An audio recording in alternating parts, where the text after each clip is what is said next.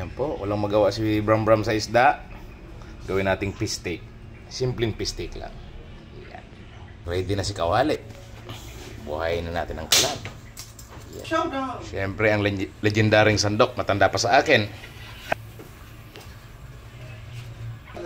Mainit na po ang mantika. Lagay natin ang kawali.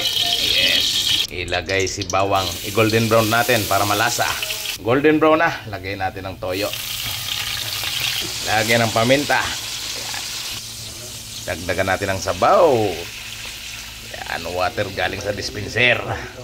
Lagyan din po natin ng oyster sauce para masaya. Yan. Yan po, kulo na. Lagyan natin ng kunting asukal. Yan. Lagyan natin si isda. Ubos na yan. Yun. Yan po, napakasarap na. Pasarapin natin dito. Yun. Yan na po. Ilagay na natin si kalamansi. Yan. Kompleto na. Yan. At syempre, huwag kalimutan. Ajinomoto Bitchin. Yan na po ang fish steak natin. Yan. Para maiba naman. Yan po. Patayin na ang kalan. Ayan po. Napakasarap.